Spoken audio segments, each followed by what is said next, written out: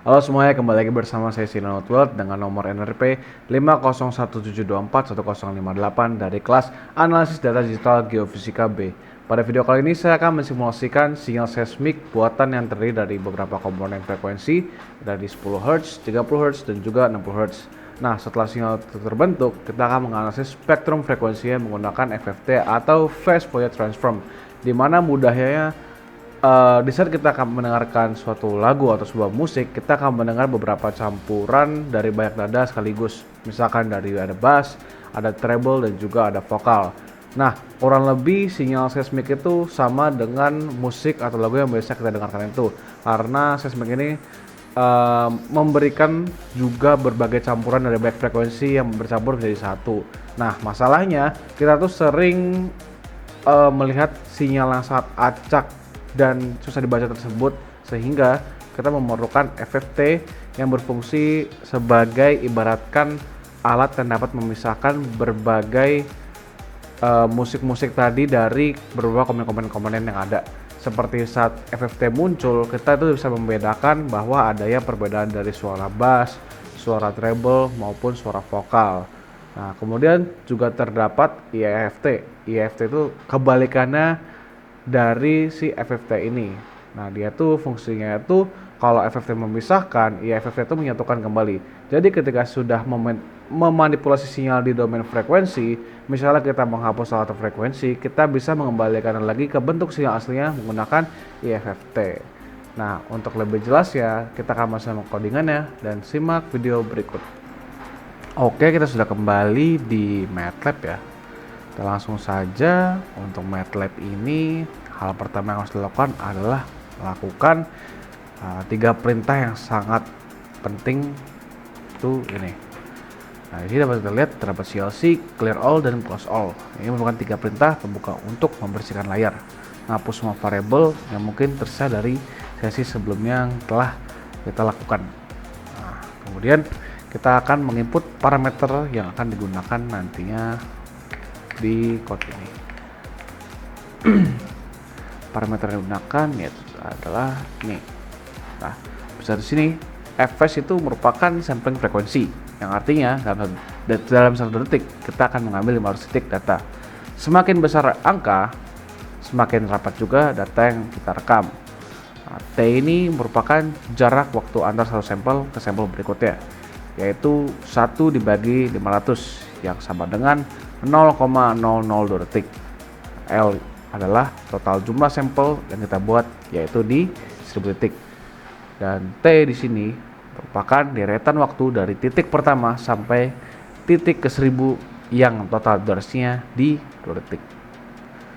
Kemudian kita akan mendefinisikan si nilai-nilai frekuensi apa saja yang nanti kita gunakan. Seperti sini, di frekuensi pertama ada 10 Hz, 2 30 Hz, dan di yang ketiga ada 60 Hz.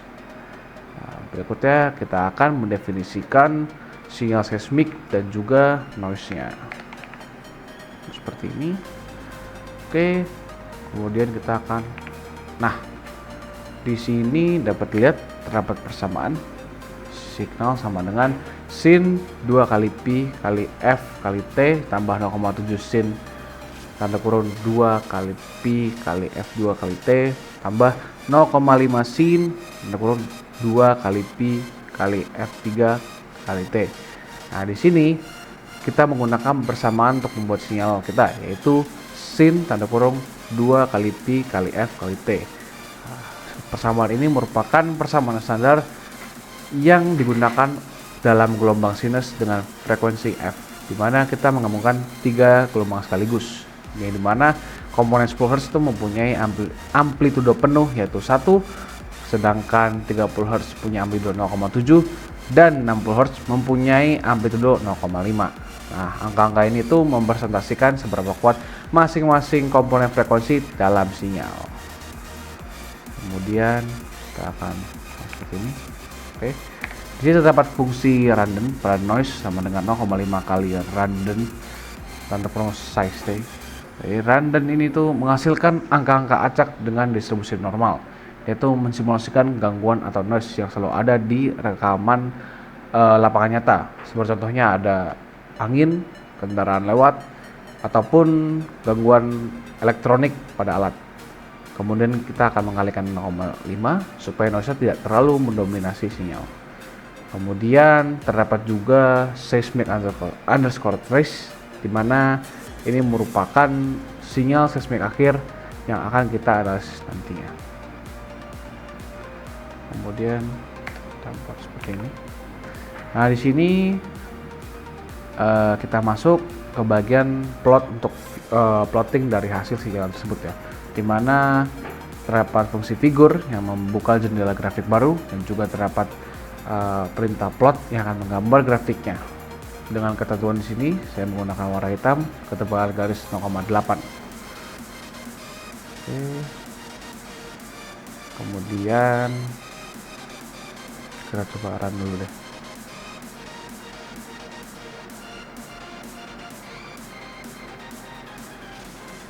Oke, saya akan coba ganti hasilnya. Oke, kita sudah melihat dari hasil figurnya ya. Di sini dapat dilihat ini adalah sinyal seismik di domain waktu. Terlihat sangat acak dan gak beraturan banget. Ya, kita gak bisa bedain gitu, mana yang 10 Hz, mana yang 30 Hz, dan mana yang 60 Hz. Semuanya itu bercampur dan terlihat seperti sinyal yang gak ada polanya, benar-benar sinyal yang sangat acak. Nah, ini adalah masalah utama kalau kita hanya melihat sinyal di domain waktu. Jadi informasi itu sangat tersembunyi. Nah, untuk kita taunya, kita bisa bongkar dengan fitur yang namanya FFT tersebut. Oke, kita bakal next yang ke selanjutnya. Oke, untuk selanjutnya kita akan melakukan si FFT tadi ya, kita bahas tadi, original. Nah, di sini kita akan lakukan seperti ini. Nah, dapat lihat di sini, ini merupakan perintah utamanya, FFT, lakukan fast Fourier transform pada sinyal kita. Hasilnya adalah array berisi bilangan kompleks yang menyimpan informasi tentang amplitudo dan fase setiap komponen frekuensi. Nah, ini proses penguraian sinyal dari domain waktu ke domain frekuensi yang tadi saya analogikan seperti memisahkan musik menjadi bass, treble, dan juga vokal. Kemudian kita akan lakukan seperti ini. Nah, dan pada sini terdapat P2 sama dengan ABS dalam kurung Y garis miring L. Ini merupakan perintah untuk mengambil nilai absolut dari hasil FFT dan membaginya dengan nilai L yang sudah kita definisikan sebelumnya, sehingga kita mendapatkan amplitudo yang benar dan sudah terkalibrasi. Nah, hasilnya adalah two-side spectrum, yaitu spektrum dua sisi yang simetris. Kita hanya butuh separuh pertamanya karena setengahnya adalah cerminan yang sama persis. Makanya kita ambil di P2 dalam kurung 1 dibagi L per 2 tambah 1. Kemudian kita kalikan 2 untuk mengompensasikan energi yang kita buang tadi. Dan F adalah vektor frekuensi yang nilainya dari 0 sampai 250 Hz sesuai dengan Nyquist rate dari sampling frekuensi 500 Hz. Oke. Kemudian kita coba running lagi deh.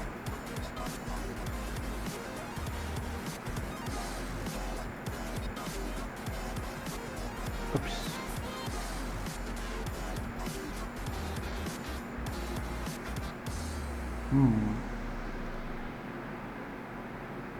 Oh, kita belum plot untuk figur ya. Oke, kita coba ulang dulu. Kita akan buat figurnya, kita buat seperti, nah, baru ada figur nanti. Nah, di sini kita akan lihat hasilnya. Di grafik ini sumbu X itu frekuensi dan sumbu Y itu kekuatan atau amplitudo dari setiap frekuensi. Kita akan melihat beberapa 3 puncak yang sangat jelas yang terdapat di 10 Hz, 30 Hz, dan juga di 60 Hz. Nah, sinyal yang tadinya terlihat acak itu akan mempunyai struktur yang sangat teratur di domain frekuensi. Nah, itu merupakan satu keajaiban dari si FFT ini. Kita coba run. Oke, saya akan mengubahnya terlebih dahulu. Oke, nah ini hasilnya langsung kelihatan perbedaannya dengan grafik sebelumnya ya. Kita bisa lihat ada 3 puncak di sini. Di sini ada puncak yang paling tinggi ini, yang paling jelas itu di 10 Hz karena amplitudenya yang paling besar. Kemudian ini terdapat di 30 Hz dan ini di 60 Hz. Nah, sinyal yang tadi kelihatannya acak, nah ini sekarang udah punya struktur frekuensi yang teratur, kan? Itulah kekuatan dari FFT. Sekarang kita tahu persis frekuensi apa saja yang terdapat di dalam sinyal kita karena FFT ini. Oke, selanjutnya kita akan masuk dalam case ya. Kita akan masuk dalam case apa yang terjadi jika dari data sinyal tadi gitu kita akan menghapus dari beberapa frekuensi yang sudah kita pilih tadi ya, seperti ada di frekuensi 10, 30 dan 60. Karena kita udah tahu kan beberapa pola-pola struktur yang ada dalam pada sinyal tersebut itu. Jadi yang pertama kita coba menghapus untuk komponen yang 10 Hz ini. Pertama kita akan buat seperti ini. Nah, di sini kita mengeluarkan perintah BW sama dengan 3. Ini merupakan lebar area yang akan kita hapus di sekitar frekuensi target dalam stasiun bins. Kemudian terdapat Y underscore nomor 10 sama dengan Y. Ini merupakan salinan dari FFT asli yang akan kita modifikasi. Kita tidak mau mengubah Y aslinya supaya kita bisa pakai lagi di case yang selanjutnya. Kemudian terdapat IDX10 underscore post yang merupakan kita akan mendefinisikan sebagai posisi atau indeks bin FFT yang bersesuaian dengan 10 Hz.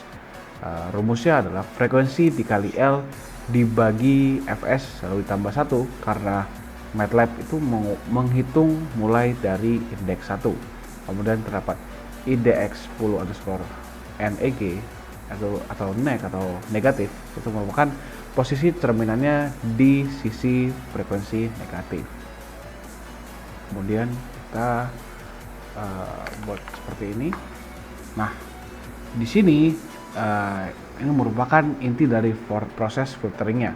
Kita akan mengenalkan beberapa bin di sekitar 10 Hz di kedua sisi spektrum, yang artinya kita akan memberitahukan kepada si sinyal ini frekuensi 10 Hz itu tidak ada karena FFT sinyal itu selalu simetris.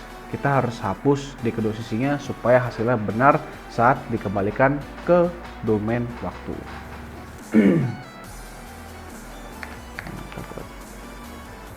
Seperti ini. Di sini kita lihat ini IFFT sekarang yang bekerja. Kita akan mengembalikan sinyal yang sudah dimodifikasi dari domain frekuensi kembali menjadi domain waktu, di mana terdapat perintah real itu digunakan untuk mengambil bagian nyatanya karena hasil IFFT kadang punya bagian imajiner yang sangat kecil akibat pembuatan numerik dari komputer, bukan karena ada masalah pada sinyalnya. Di support spektrum kita bisa lihat puncak 10 Hz tadi ada, sekarang yang tadi ada, nah sekarang bisa hilang. Di support time domain, sinyal hasil IFFT itu terlihat sedikit berbeda dari original karena komponen oscilasi lambat 10 Hz itu sudah tidak ada. Perubahan ini cukup terlihat karena 10 Hz itu komponen yang amplitudenya paling besar, dan juga lihat dari spektrum frekuensinya itu dia memiliki spek yang sangat tinggi. Kemudian kita akan lakukan seperti ini.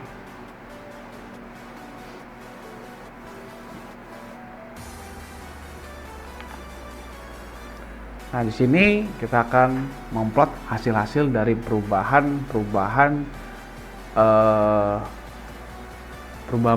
dari frekuensi yang terdapat pada sebelumnya ya, dimana kita akan sumber pertama itu terdapat spektrum original dengan 3 puncak lengkap, dimana sumber kedua itu akan memberikan informasi ketika 10 Hz nya dihapus, dimana akan menunjukkan puncak paling kiri yang sudah hilang, sehingga hanya ada 30 Hz dan 60 Hz. Dan juga terdapat beberapa plot perbandingan antara frekuensi awal sebelum ada 10 Hz dan setelah ada 10 Hz dan sebelum ada 10 Hz. Kita coba running. Oke.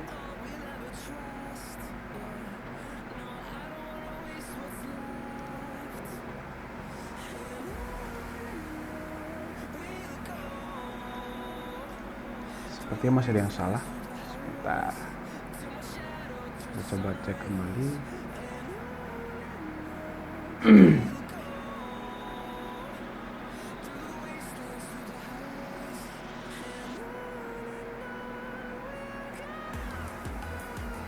Oke, ternyata masih ada yang salah di sini.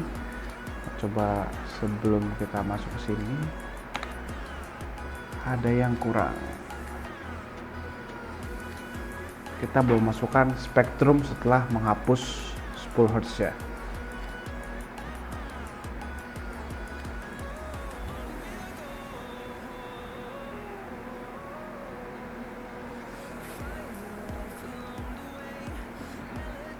Kita buat seperti ini. Nah, di sini kita harusnya menambahkan ini ya. Di sini sama seperti yang kita lakukan di efek original tadi, tapi kita di sini untuk menghitung juga spektrum dari Y yang sudah dimodulasi supaya kita bisa menampilkan dan juga membandingkannya. Kemudian baru kita menambahkan dari subplot yang akan kita figur nanti ya. Kita buat seperti ini sesuai penjelasan yang saya sebelumnya. Nah, persebaran.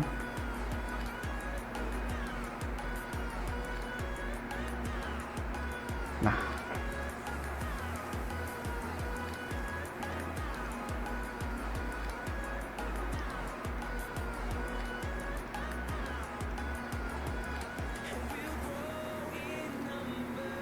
oke, dapat dari sini. Di slot pertama itu ada spektrum original dengan 3 puncak lengkap tadi seperti sebelumnya, dimana di slot kedua itu terdapat 10 Hz sudah hilang, tinggal ada 30 Hz dan 60 Hz. Nah, di slot ketiga kita bisa bandingkan langsung, hitam adalah original dari sinyalnya dan biru adalah setelah 10 Hz dibuang. Terlihat perbedaan yang cukup jelas karena 10 Hz adalah komponen dengan amplitudo terbesar, di mana sinyal biru ini kehilangan osilasi lambat yang tadinya mendominasi bentuk dari si sinyal ini.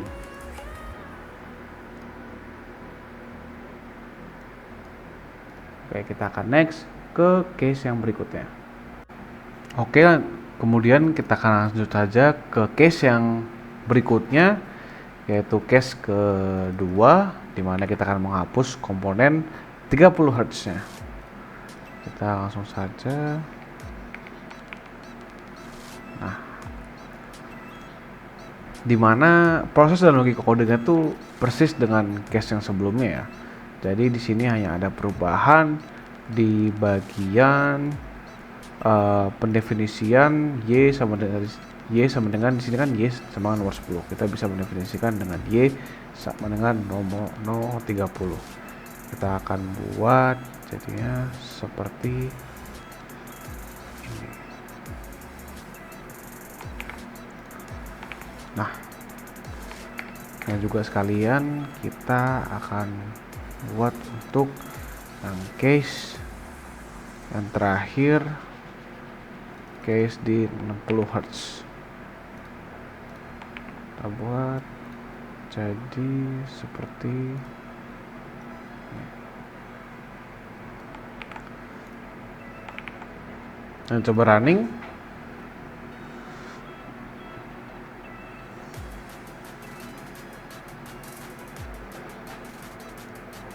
Oke, kita coba lihat hasilnya. Kita lihat hasil yang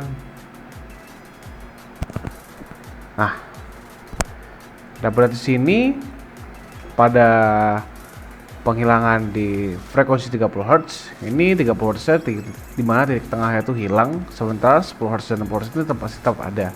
Di perbandingan time domain sinyal merah terlihat cukup berbeda dari original ya. Ini masuk akal karena 30 Hz itu dengan amplitudo 0,7 itu masih cukup dominan dalam membentuk karakter sinyal keseluruhannya.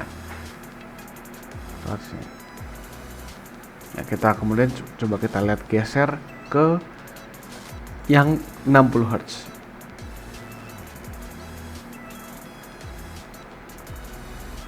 Dari sini. Di sini terlihat ya, di mana super spektrum sekarang puncak paling kanan itu di 60 Hz itu yang hilang. Tinggal 10 Hz dan 30 Hz saja. Kalau kita bandingkan perubahan di time domain ya dengan dua case sebelumnya, perubahan sini itu terlihat paling kecil karena amplitudo 60 Hz itu hanya di 0,5. Jadi paling kecil di antara 3 komponen. Tapi kalau diperhatikan baik-baik lagi, detail halus sinyalnya itu tetap ada perbedaan, terutama pada osilasi cepat yang sebelumnya ada. Berdasarkan dari keseluruhan simulasi ini, ada ketiga kesimpulan yang bisa kita ambil. Pertama, sinyal yang di domain waktu terlihat sangat acak ternyata punya struktur frekuensi yang sangat jelas di domain frekuensi. Ini membuktikan kenapa FFT itu adalah alat yang sangat penting dalam analisis sinyal geofisika. Yang kedua, dengan mengombinasikan FFT dan IFFT, kita bisa menghapus komponen frekuensi tertentu secara selektif. Proses ini adalah cara kerja dasar dan dari filter digital yang sangat sering dipakai dalam pengolahan data seismik di industri. Dan yang ketiga, semakin besar amplitudo komponen yang dihapus, semakin besar juga perubahan yang terlihat pada sinyal. Ini sangat relevan di lapangan karena kita sering perlu memisahkan sinyal target dari noise atau membuang frekuensi yang tidak diinginkan. Mungkin itu saja yang bisa saya sampaikan sampai saat ini. Terima kasih telah menyaksikan. Sekian dan terima kasih.